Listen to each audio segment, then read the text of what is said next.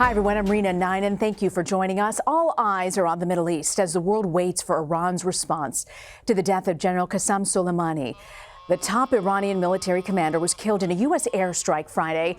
Thousands of people took to the streets of Baghdad Saturday morning to mourn his death. Mourners carrying flags filled the streets, while some chanted, "America is the great Satan." President Trump ordered the strike after a rocket attack killed an American defense contractor last week. Tensions had already been rising across the region. CBS News correspondent Ian Lee reports from Baghdad.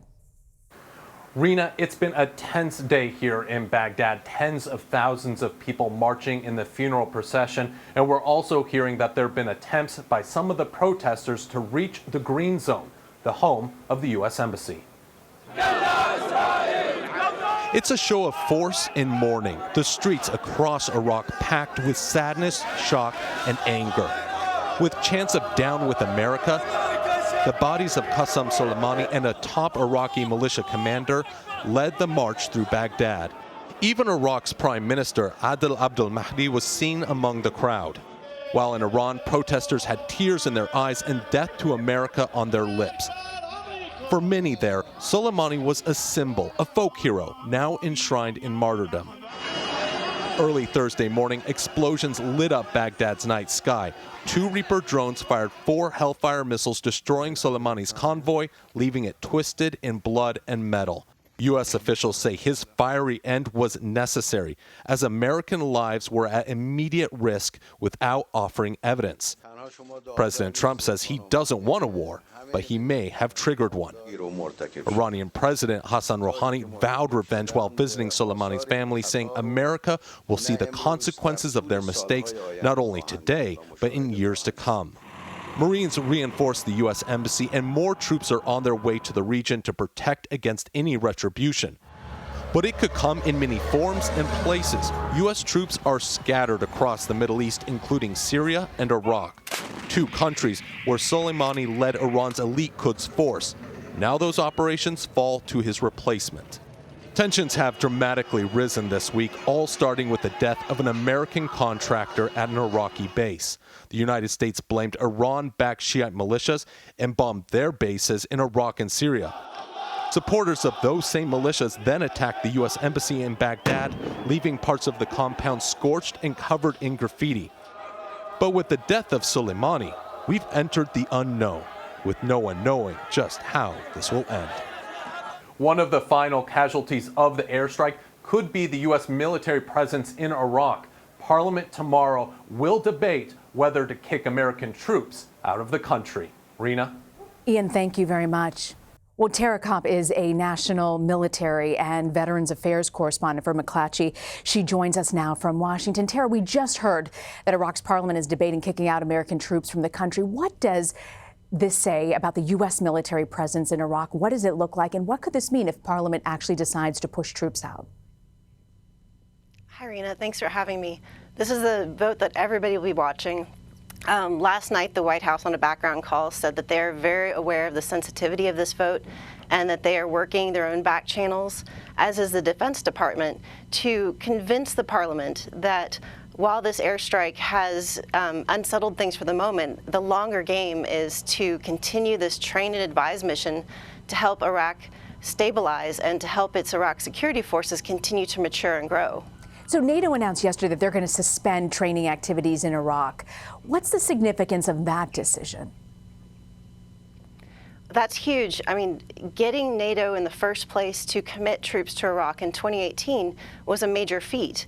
You know, it has been a mainly U.S. presence since 2011, or after troops returned.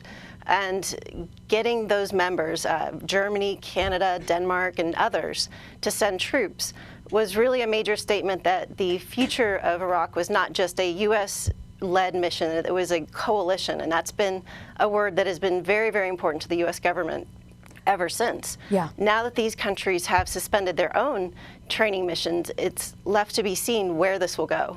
Now, as the Pentagon said, the U.S., they're deploying thousands of additional troops to the Middle East. Do we know what the role will be that these troops will play? Where will they go exactly? Sure. This is a brigade of the 82nd Airborne Division. It's infantry paratroopers, some light fires teams, And their role really will to be able to pivot anywhere in the region if Iran retaliates, maybe not against the embassy, but maybe against U.S. interests, say, in the Strait of Hormuz. So they will be based in Kuwait, and they will really be able to go anywhere in the region needed for extra protection. You mentioned retaliation. Iran has promised they will retaliate for the killing of Soleimani. Do we have a sense of what retaliation might be like? Is the Pentagon talking about that? That's the big question on everyone's mind. You know, it's a risk game, because if Iran retaliates to a certain extent, that it will force the U.S. hand to counter-retaliate. There are a lot of experts out there right now that think that Iran might do what Soleimani might have done, which is an asymmetric retaliation, something against business interest or cyber attack, something that may be just short of driving the U.S. to strike again. We know that Iran can be incredibly patient about when it comes to seeking revenge or having some sort of a counter-strike or attack. Do we know if this is the assessment from the Pentagon that this could turn into a more prolonged conflict? So the Pentagon's keeping pretty close-lipped on what they think the after effects of this strike will be. But there are a number of security, longtime government workers who are very, very concerned that this was a step too far, and that it will force a much longer-term conflict that has been mostly in the shadows between Iran and the U.S. to come out in the open. Senator Bernie Sanders and also Representative Roy Khanna have introduced legislation to block funding for potential war with Iran.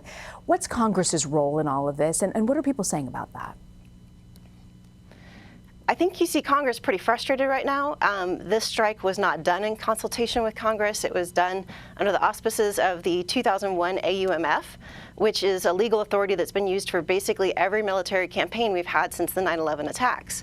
I think that you see some members of Congress thinking now it's finally time to renegotiate that and force the White House to come back and have to ask, especially if the U.S. is going to be involved in a much bigger scale regional conflict.